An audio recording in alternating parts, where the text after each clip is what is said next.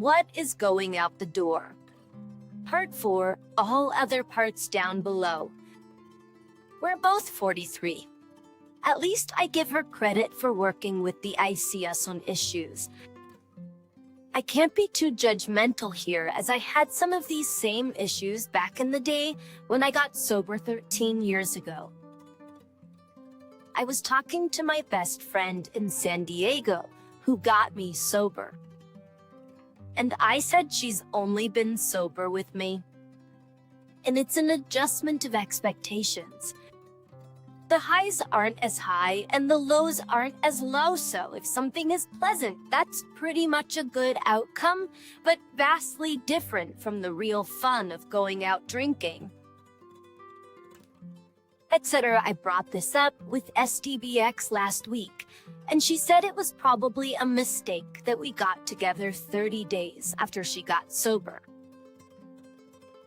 I was her AS sponsor and caught a lot of flack from my friends. I know this doesn't sound great, but I have always felt that we really put that behind us.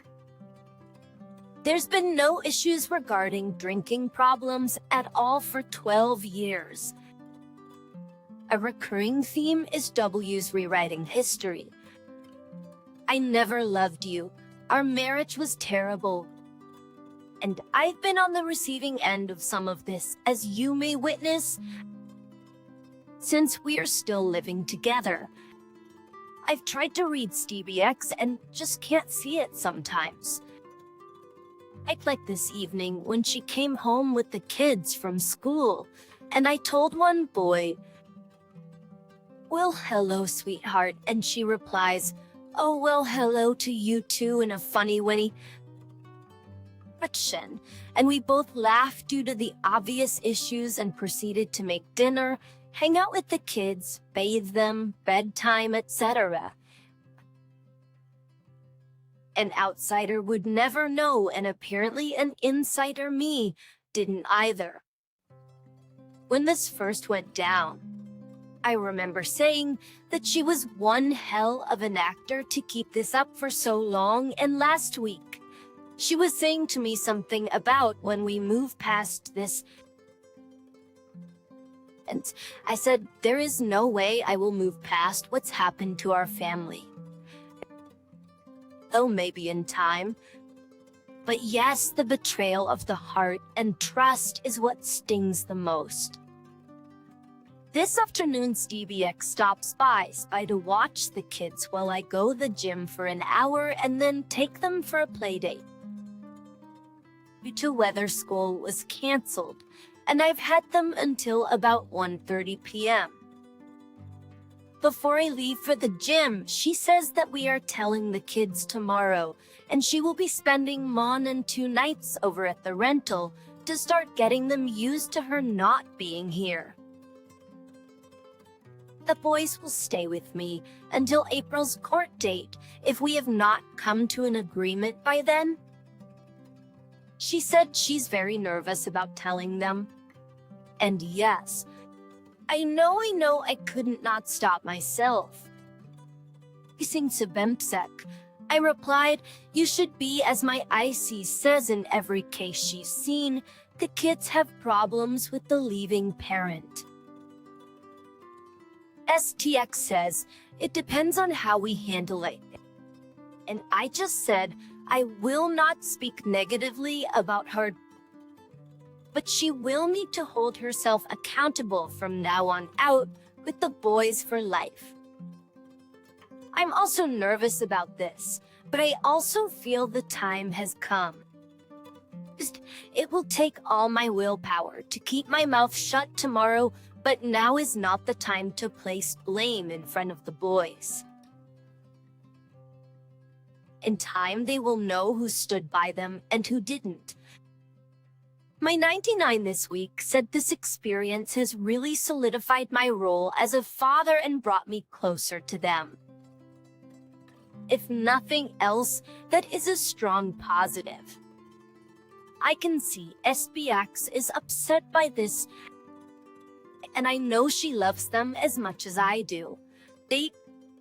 This is what I have found so shocking.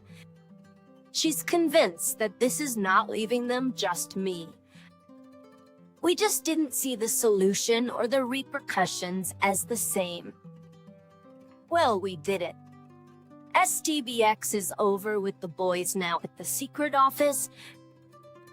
Let her do the talking on that one. This went how I imagined. When this first went down in September and October, I told her that she was going to be the one telling them while I was there, since this is her doing. She did the explanation of how people meet, fall in love, and it doesn't work out. Like my sister and her ex, we both love you, etc. One boy started sobbing and the other asked her when she was leaving. She said starting Monday, and he said, "I hate you. Why don't you just leave today so we don't have to ever see you again? I'm staying here with Daddy." And the other one jumped up on me crying, and I said, "I know, sweetie. This wasn't my choice either. And I'm not going anywhere. And you'll be staying with me for the next few months." After about 10 minutes, they settled down and agreed to go over to the rental. SPX can spin this, justify herself, convince others. But it was pretty obvious to the boys. I hope that hurt her like it did to them. Well, STBX took the boys over to the rental today. I ran a few errands, and then we agreed to all go to an animated movie. At the end, one boy said to me he needed to go home and rest as he was so sleepy. I could see the shutting down from shock hitting him.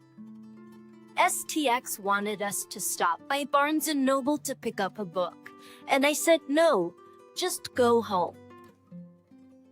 I knew it had to be some kind of helping kids deal with divorce book, and thought a little too late on that one today. Then in the car, my behavioral issues son gets into a fight with the other one, scratching him and pulling hair and wailing on him like I've never seen. I say to SPX to pull the car over, and I will move one into the 6th seat, and she's yelling at him to stop. And why is he doing that? And as I get out of the car, I say, I wonder why. As I get one loaded into the rear, she comes out of the car, running up into the back and yells, "What did you say?" "What did you say?" I said, "Get in the car and drive." Both boys then start saying, "Don't talk that way to Daddy. He's much smarter than you. You're a jerk." I said, "Enough. We're not calling names."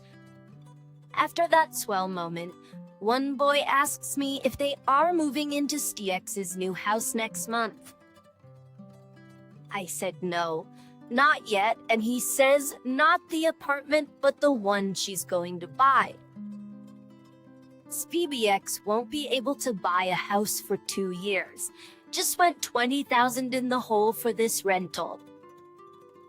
I said, "Oh, probably not anytime soon." He says in 6 months. So I'm seeing she's told them about some great house they are going to live in, which is still years away. And I've been portrayed as the unhinged one. Boys were very clingy and sad rest of the day, evening. Wanted me to give them baths, which I did. Put them to bed and talked to both for a while, letting them know they can ask me any questions. Tell me anything. They said they were scared, and I reassured them. One was crying, saying he liked the bunk beds and would want to sleep in them on the weekend, but wanted to go to school from this house. My other one said he hated it.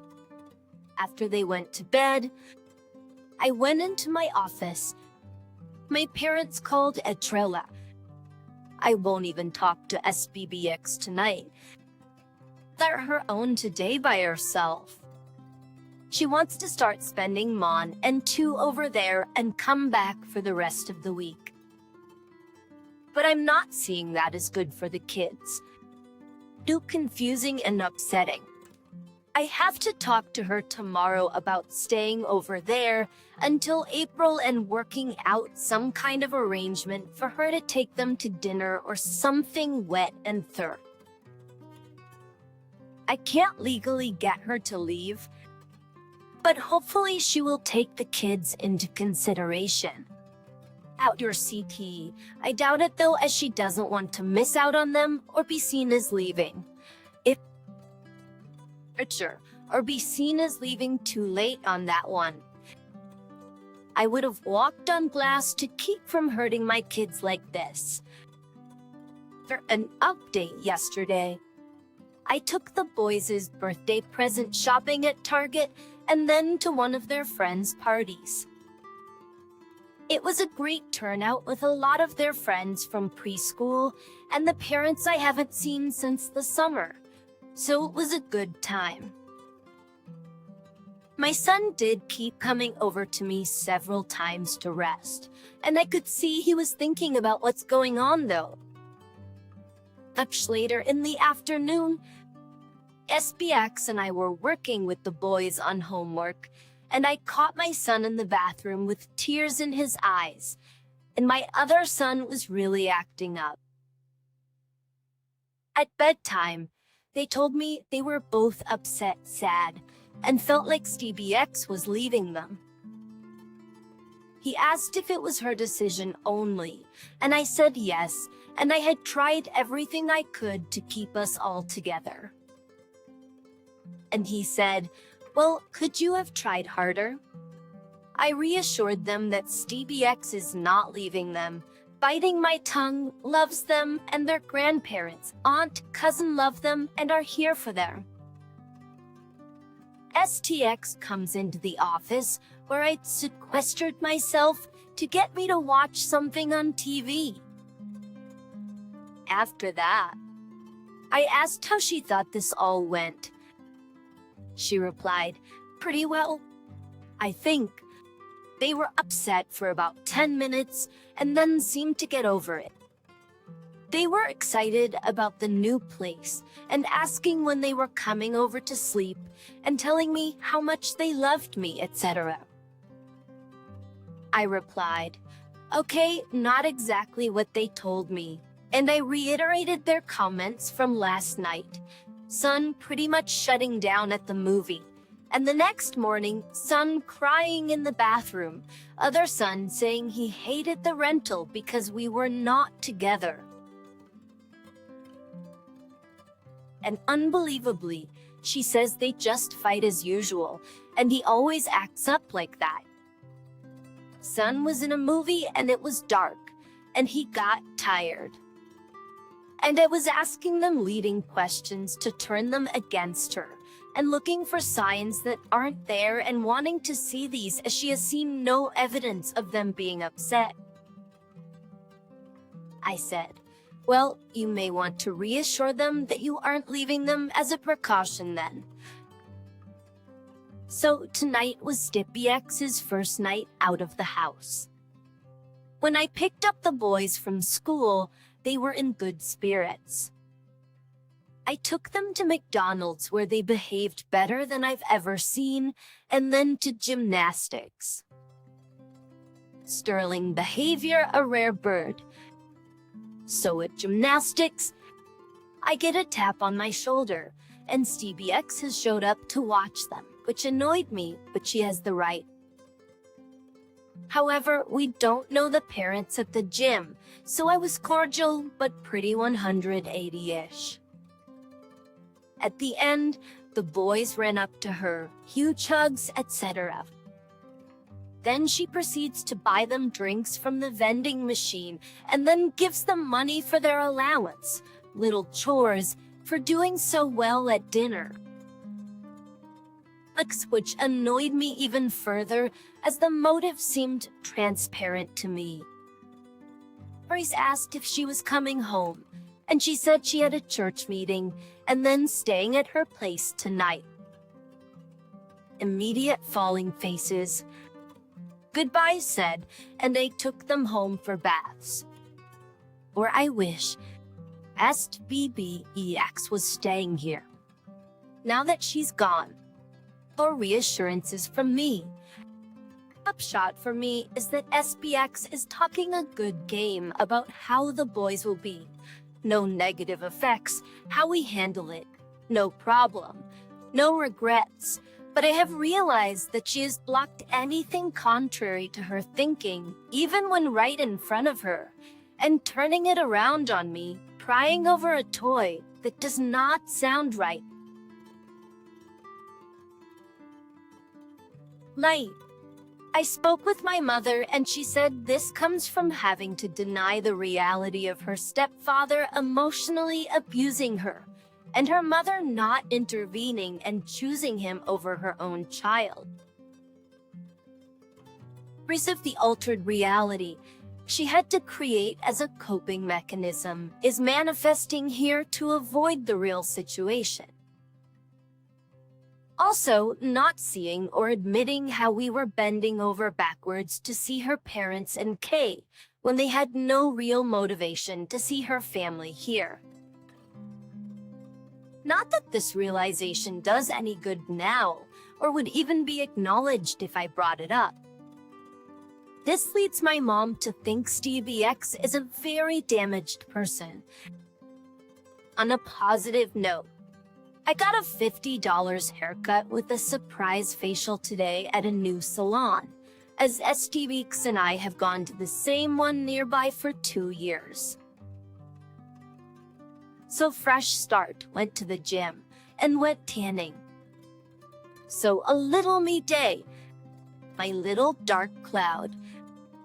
SBX is returning this evening for the rest of the week. Meanwhile, my parents will be blowing back into town this weekend from Florida. I have scheduled an appointment with the attorney next for me and them to attend. I've been receiving a lot of armchair quarterbacking, and they are beyond ballistic at this point with CBX. To be fair, they said they'd have the same reaction if that was me and would have kicked me back 7 ways since Sunday if I had pulled this stunt with the family. I have to get them on the same page as me and the lawyers since they are demanding that I change the house locks and don't quite get the legal ramifications. Basically, they are looking to wipe all traces of STX off the face of the earth. Yes, this seems extreme, but my mother did ask me how much it would cost to pay her off to move back to Los Angeles and was $75 serious. So if I do not manage them the right way, I will never hear the end of how I rolled, etc. The backstory, as told by Stevie X, of our marriage plus the fact of how close we all were has really gotten to them, and truthfully, I've never seen my father so angry. Again, on the plus side, my ex said I'm doing really well handling all this and will be okay. I said, what's the alternative? Lay down and sleep, not get out of bed. So right now, STX is sitting by the fireplace in my former office, now living room. And I'm in her old one, now mine, indirectly across looking through the French doors. Maybe her ears are burning. Boy's best friend came over for dinner as his mom couldn't pick him up from school in time. Mixed feelings about her staying here these off and on nights now. Things had been running more smoothly, with just the 3 of us the last couple of nights. I could see our one son acting out a lot in anger tonight, and from the reports we received today at school at bath time, which I had to take over, and bedtime, but coupled with this almost hysterical need to sleep with Stevie X in the guest bedroom tonight. My other son was talking to me about wanting to sleep in the bunk beds at the rental, and that it seemed nice but very small, which I could tell was bothering him, and talking about the new house that SPX had mentioned buying. Unrealistically, I tried to help him get his thoughts out, and he said he wanted to stay here most of the time, as this is my house, where I live, and over there on weekends or 2 to 3 days a week. Just when I'm starting to lean toward agreeing to 50-50 today. I get it with this. I haven't spoken with Stiepsy's parents since this happened. I thought about it, but then reconsidered as I didn't see where that was going to get me anywhere. If you've checked out the backstory, Stiex's family is what I like to describe as fluid. Fluid multiple marriages, step-kids, half-siblings, grown kids that have been excommunicated for 15 years. A real mess. I always got along with in-laws, but they are 2,000 miles away and not involved in our lives much at all. And that has been an issue between me and STBX. The feedback I heard was that mother-in-law told STBX that life is short, so you have to do what makes you happy. Never mind you have a family, commitments, responsibilities. She wrote a letter and a Christmas card to me, according to STBX, but it is sitting on my desk unopened. Not care to read it after hearing that?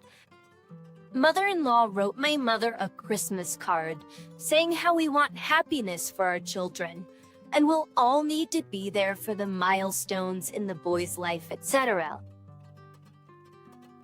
My mom was incensed and said to me she doesn't need advice on how to be there for her grandkids as she is there, and what milestones is mother-in-law planning on being here for now as she hasn't been to many so far. My mom didn't respond to this letter. She thinks mother-in-law is a terrible mother who let her husband abuse her child. I'd have lived in a cardboard box under a bridge before I let some man do that to my children. It is amazing how mother-in-law does not come visit STBX when she is in Los Angeles for work for 2 weeks 4 times a year, even though they live an hour away. My parents have always been tilted with the in-laws, and this was the nail in that coffin. An update last night. SPX came into my office to discuss the custody agreement. She has agreed to me keeping the boys 1 extra night during the week for the school year, so that mainly go to school from this house, which has been my preference. Just in the summer back to 50-50 and indicates we're close on the relocation language now. I had let her know I had a meeting Tuesday with my attorneys and needed some sort of direction from her by then for next steps. We then had a conversation about what we have been learning independently through this with IC. We've been able to really identify the causes of the issues in our past interactions, and I've been able to see why my reactions had been so hurtful to her, referencing the nugget of over-arguing, crowding out the other person's opinion from Conrad, but then also why I was doing that, our parent-child relationship. STBX did say it was nice for us to be able to talk like this. If only I had these tools 18 months ago. Boys had 3 birthday parties this weekend, and we split the duties. We are in a very small school district, graduating class of approximately 75 kids, so I see the same parents over and over at these things, which was one of the main draws of moving to this area. Of course now it's like, oh, we visited with TSBs yesterday.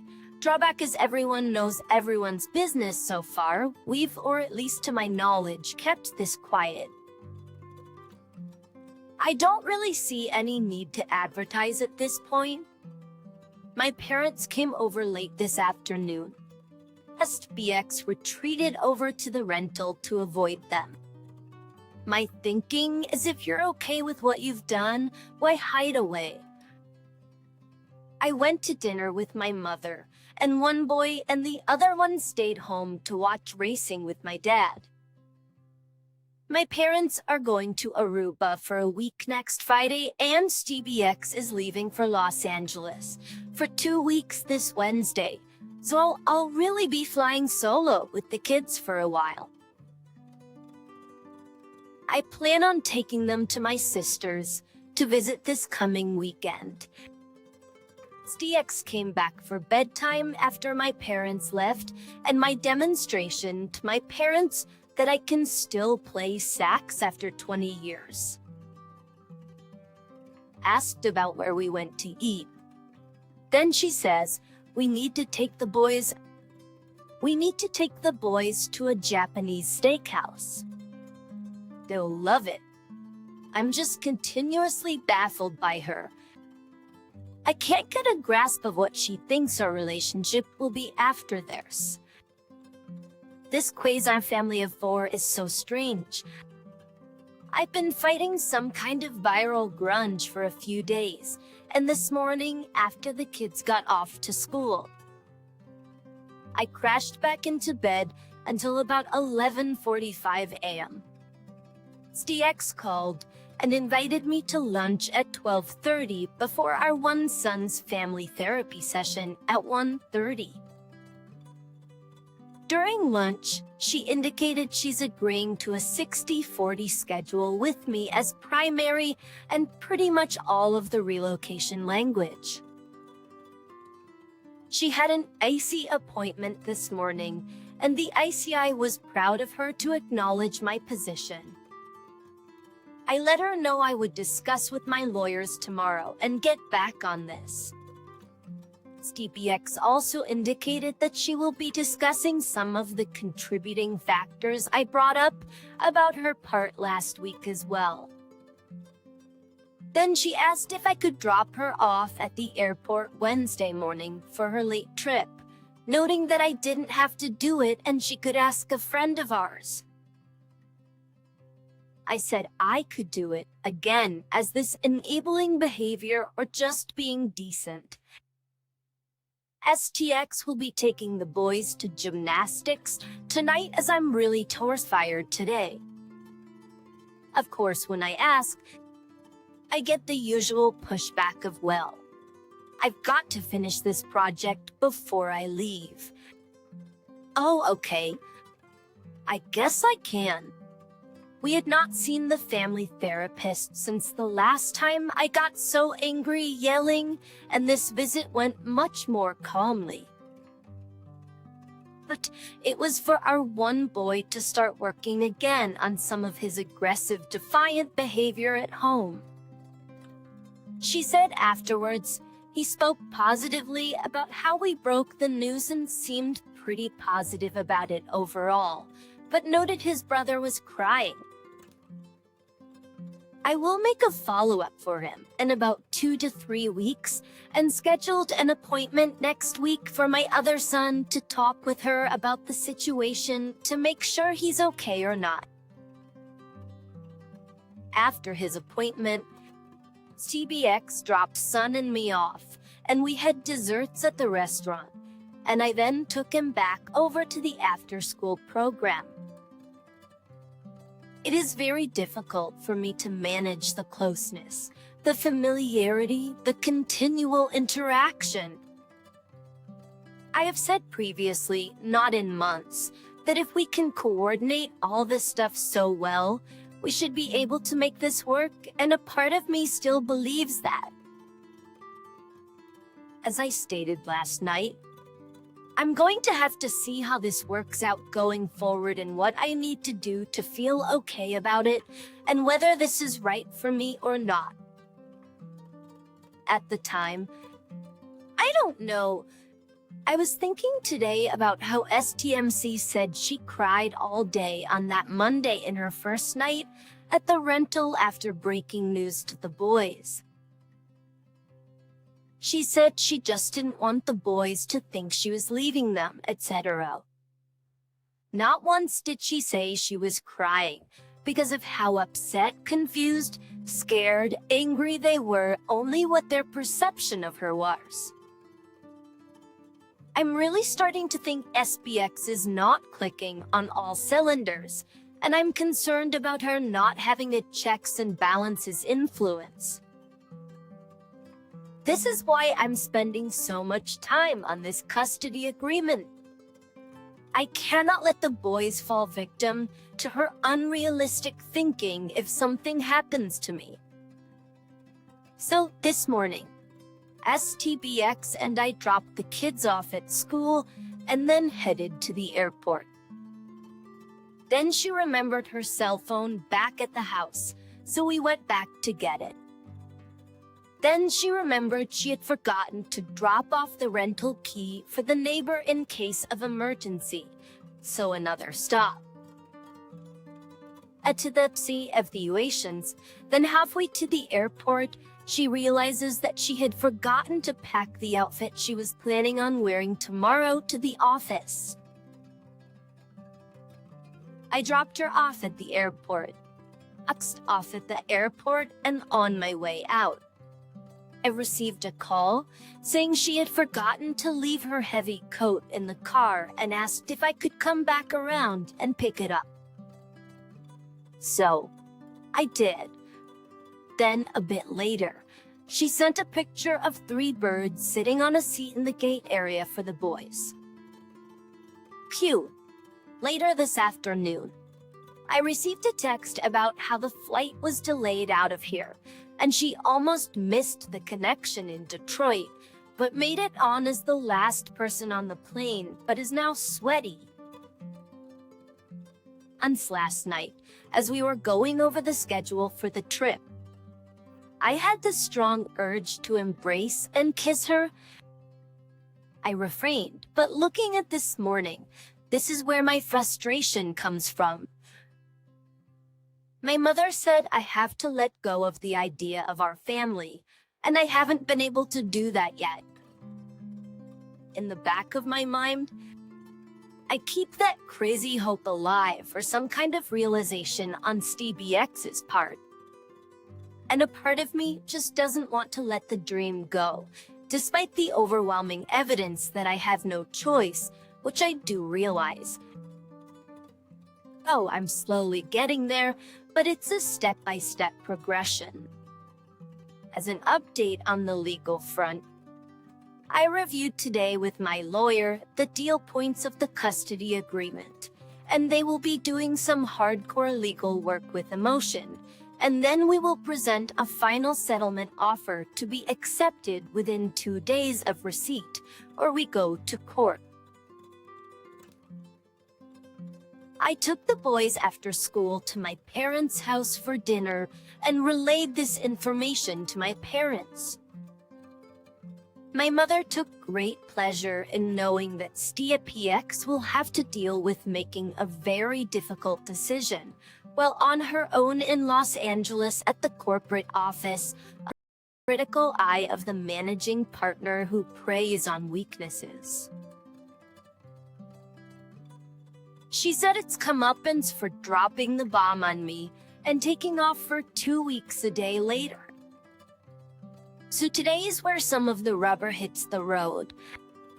I have an appointment this afternoon with my lawyer to sign the counterclaim custody motion and have that submitted to court today. I had a strategy session with my attorneys late yesterday, where this is designed to put the fear of God into SBX, and then my lawyer will contact hers immediately afterward with the deal points of a settlement offer, which she will have only a few days to accept before being withdrawn. This is going to hit STX like a ton of bricks on a Friday afternoon in the corporate office and the weekend where no action can be taken and no physical access to her emergency IC session or lawyer. Oh, plus I have to go dark and let everything be handled by the lawyer. The goal is to force an agreement before court. Amazingly, I actually feel bad sympathy for Stevie X. I had a long talk with my parents last night, and they said, "Look, you've been blindsided twice, given no opportunities to work through the issues to save the family. She's accepted no responsibility on her part, has not given any real consideration for the boy's feelings, been not entirely upfront throughout your entire relationship, came into this marriage with nothing but debt, rode your coattails, only cares what the boys will think of her, displayed poor judgment through this process, and is active seeking out new relationships."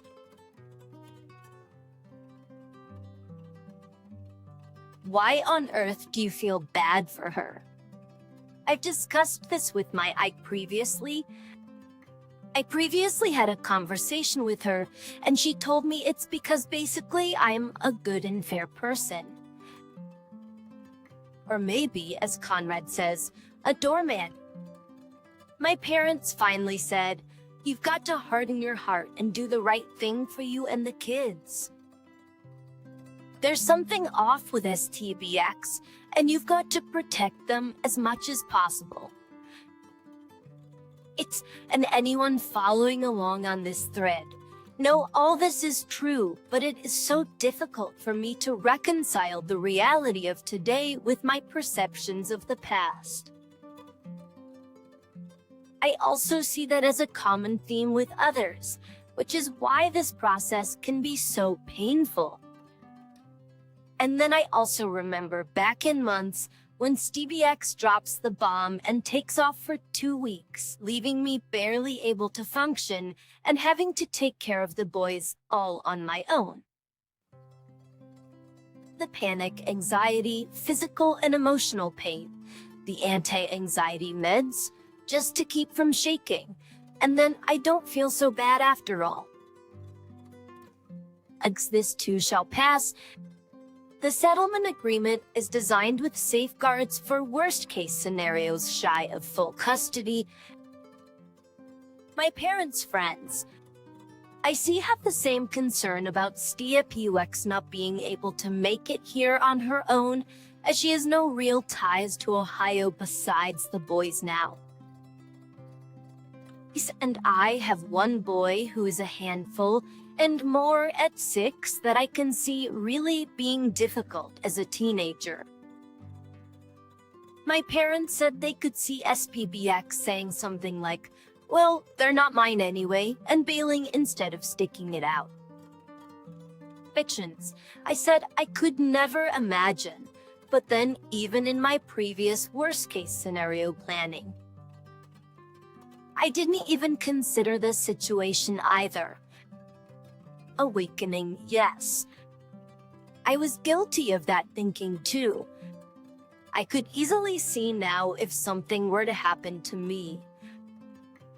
Steve PX moving back to LA for work, family, and friends with the kids, and renting some apartment in a marginal, at best, neighborhood, and putting them in public schools, and convincing herself that the diversity would be a positive for them. In reality, they would be the diversity among a bunch of garbage in some crappy school and eaten alive. I know this as we researched all the districts that made sense for her commute to downtown law for work, and why we moved here as the best option for success. And she does not make the money for private schools. Even together, we didn't make the money for a house payment and private schools in LA. I have realized that STBX will do what she wants and spin any collateral damage in some kind of positive light, which is why I'm concerned about not having the checks and balances. So this is designed for those checks and balances to be put in place. The hope is that STX continues to be a good parent and none of this is necessary. But now is the time to get this set up, instead of later when issues may arise. Quick update. Motion filed and copy sent to opposing attorney. My attorney confirmed a teleconference with opposing counsel on Monday at 9:45 a.m. to orally review deal points. SPX started calling a few times from about an hour later. Forwarded to voicemail, no message. SPPX calls again at 7:30 p.m. to talk to the boys as we have agreed on that time. I had texted earlier today that boys will be in an event tonight, so she doesn't think I'm making them inaccessible. Then sends me a text. Oh, I forgot about that. Then CPX calls again at 9:15 p.m. to talk to the boys as she knows the event is over at 9 p.m. Of course they are tired and cranky, and the housekeeper is over here, so one talked to her for 2 minutes then hands the phone to me. The other one didn't want to talk, so oops, we disconnected. Accidentally. I feel like now I'm hunkered down in some sort of siege mentality as this agreement negotiation is going to be handled by the lawyers from now on, and I do not want to provide the opportunity to engage with me anymore on this. Talking to my old friend today, I realized I miss seeing the people that actually know me from before. Here, it's just people who know us. After school today, I went with the boys, their best friend, and his mom. A single IVF kid for a quick roadie dinner, then a drop-off at the event. I ran to Lowe's, purchased the new living room carpet. I confirmed with the best friend's mom to attend a mega playdate that one boy was invited for his class tomorrow afternoon at a big outside park, and I will pick him up and take her son. I can tell he wants a father figure as he's always all over me and has asked his mom if sons could be part of his family. Just like Kate, they live around the corner, so I'm trying to get them all involved together in activities. I researched the indoor climbing and what's required, and she's okay with me taking him along with mine. I also signed the boys up for spring soccer and coordinated the times with him and some of their other friends. If you had told me 10 years ago, I would be a single parent, I would have laughed in your face. So, STBUps emailed me about how the boys are doing. I delayed for an hour and replied, fine, and then can you talk now? About what? I replied, and then a call from Lee. At this point, SOSTX hasn't spoken to her lawyer yet today and was asking about if I had agreed to the schedule, etc. I let her know that my attorney was drafting the entire agreement and she'd probably have it by Thursday. And her attorney should have the bullet points. And then she asks if I'm avoiding her calls and why am I acting strange as we were getting along so well the last 2 weeks. And I say, look, I'm pissed about this. And how do you expect me to act? Probably the wrong answer. And she asks, anything I won't agree to. And I say possible at first, But you will really need to see what you will need to bend on so we don't take it to court. Meaning yes. So we ended by StBX saying, okay, I will review it. But I don't want to play games on this. To which I reply, me neither. Just review it when you get it. Why do I always feel on the defensive after these conversations? Do I just avoid the calls altogether, which I think looks pretty obvious, or just keep them very brief and impersonal and say, let the attorneys work on it? And then I got reminding myself at the gym and store, who's the one who put this in motion? Who is the one who signed up on dating sites paying 26-year-old while I'm out buying fruit roll-ups? I don't know why these things slip my mind, but they are good motivators. So to get everyone on the same page here, we filed the motion on Friday that threatens the nuclear option if this is not resolved by the court date of April 10th. StX is in a potentially vulnerable position due to current state laws and knows it. The opposing counsel has their argument against, as expected. What the offer details is the schedule that StBX has agreed to me. XD40, residential school placement. Agreed to. Provisions. Somewhat agreed to. Agreed. Father-in-law visitation restrictions. Ritual. And certain decision-making safeguards. This is the sticker, my attorneys, and I think this is all reasonable due to circumstances. Again, the hope is that CEOPS continues to be a good parent, but recourse if not. Of course, TX views this differently. The goal is to have StBX's lawyer show, persuade, convince her that there is a real potential of losing custody entirely and to settle this without going to court. My attorneys are advising against going for full custody, nuclear option. As in court, it's unpredictable, and although our court draw is pretty favorable but not guaranteed. Additionally, the time and expense. In that case, then it would be 50-50 without any provisions for me. So, the best option is to force a settlement to my advantage now. This is all a gray area, and no one can really predict anything definitively. However, if STX will not agree to this, it looks like we will move forward and then it becomes who has more money. And my parents are highly motivated. My comment? I'll try to squeeze into the final ending for tomorrow. Stick around for that final ending and stay safe.